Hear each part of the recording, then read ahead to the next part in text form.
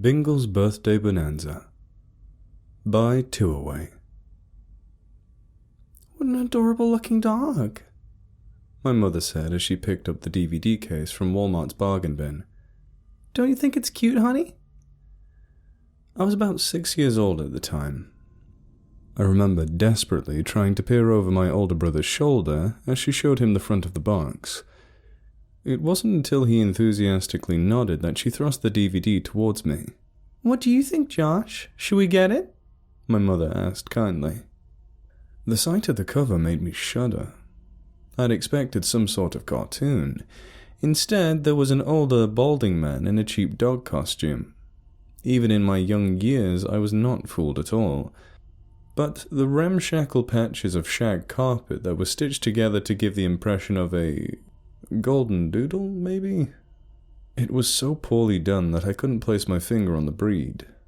But it was supposed to be one of those dogs that kind of looked like a fried chicken. All around the creepy-looking dogman were dilapidated and worn puppets. None of their style particularly matched.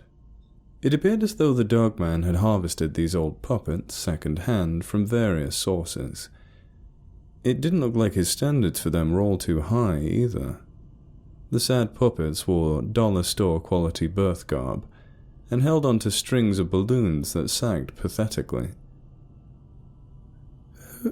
Who's that man, Mommy? I remember asking, trying to distract myself by staring at the price tag listed as $1.99, but inevitably the dogman always beckoned my gaze back to him.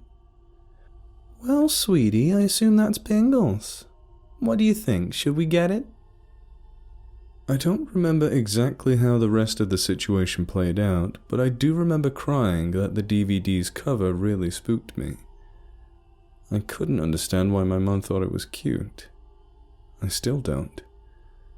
After my tantrum, we left the Walmart without the DVD. Or so I thought.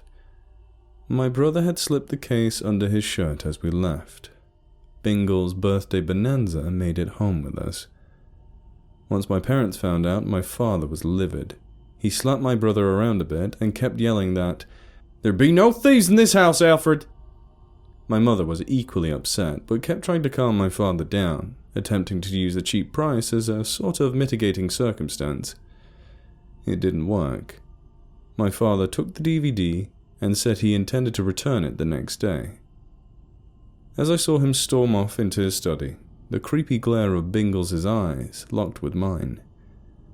A chill ran down my spine. It could have been my imagination, but I swear that Bingles was nodding at me. Later that night, I woke up to the flashing light from the TV. My brother was sitting cross-legged in front of the screen. The low hum of the Xbox could be heard alongside the muffled words of the low-volume television. I watched from bed for a few moments. The DVD case laid open on the floor.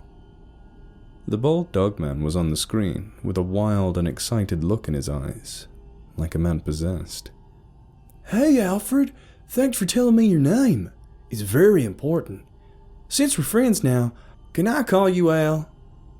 Bingles asked with fervor. Yes, Bingles, my brother whispered enthusiastically, trying to keep his voice down. All right, Al. Al, my pal. I love your red hair, Al. By the way, do you want to come to my birthday party, Al? This time, the camera panned out to show the birthday festivities. It looked as though Bingles had set up some cheap plastic lawn furniture in the woods and placed all the dilapidated puppets around it. There were 2 empty seats and a gross-looking cake on the table, and when I say gross, I mean disgusting. There were insects crawling on it, chunks missing as though torn out by hand, and growths of what could only have been mold speckling the areas not protected by icing. Of course, Bingles, my brother responded. But I'm grounded. My dad says I can't see my friends for a week. But Al, we're not just friends. We're best friends, right? Bingles began furiously twitching his mouth and licking his lips, like a starving man sitting at a luxurious banquet. My brother Alfred simply nodded. Best friends always find a way, right? Bingles stopped mid-sentence and sharply turned his gaze over to me. His too wide smile turned into a scowl. His lip trembled with rage. I was paralyzed by both the reality of Bingles talking to my brother through the TV, but more so by fear. Bingles had a look of sinister intent in his eyes. I didn't know what he had in mind for my brother, but I wasn't about to find out. "Josh, you're awake? You should meet Bingles," my brother said excitedly. Mustering up my courage, I stormed out of the bed and turned off the Xbox. My brother began to scream at me, and within moments, my parents were both in the room. My mother attempted to comfort Alfred to stop his screaming. My father's face twisted in rage as he saw the open DVD case on the floor. He removed the disc from the Xbox, returned it to its case, and left the room without a word.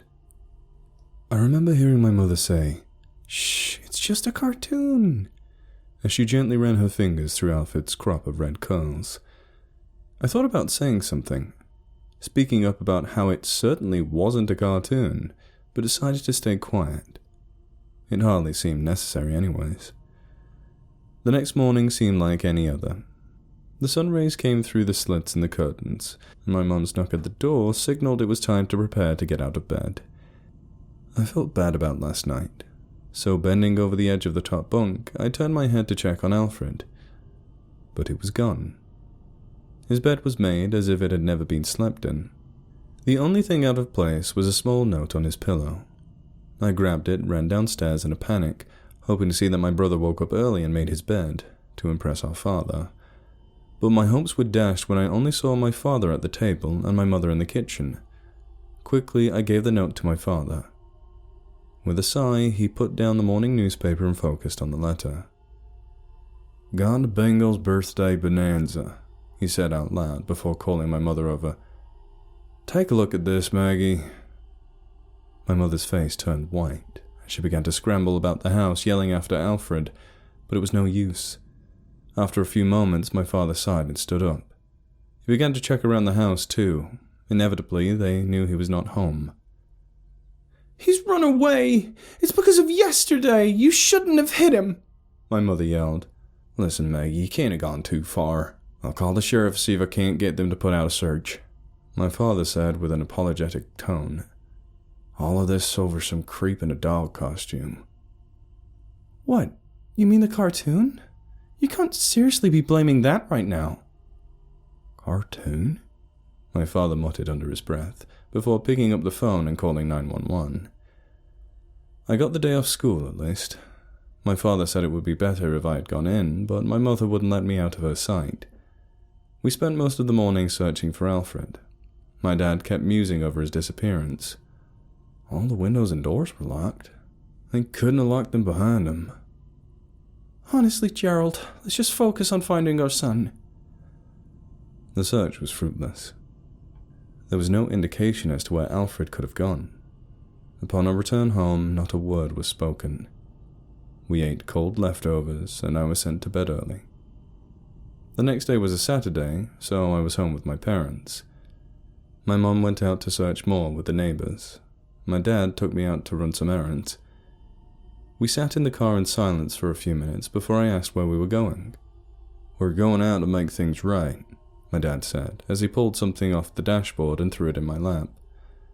I looked down to see the cover of Bingles' birthday bonanza, but something was different. Bingles looked more like a dog now, more animated. One of the puppets was in his mouth, chewed to shreds. All of the other puppets had looks of terror on their faces. As I scanned the changes, I spotted something that caused my heart to sink. One of the puppets, seated at the table behind Bingles, had curly red hair, and it looked just like Alfred. "Dad?" I said, pointing to the puppet. "I know, son, it's creepy. I have no idea why your mother picked it up in the first place. It's almost as if she's seeing something we don't," he said, not taking his gaze off the road. "No, Dad, it's Alfred." The car came to a screeching halt as he snatched the DVD case out of my hands. Now, my father was never a very emotional man. He wasn't very open about his feelings, at least not with his family.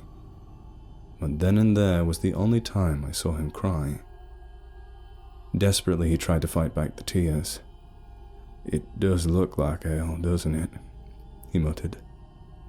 Within a few minutes, we had arrived at the Walmart. My father spoke to the lady at the customer service and explained the situation. They took the DVD back. That was the end of it. The search was renewed twice, lasting almost half a year, but they never found my brother. It's been 15 years since I've seen him, or Bingles' horrific face. I've almost forgotten what my brother looked like. Why share this story?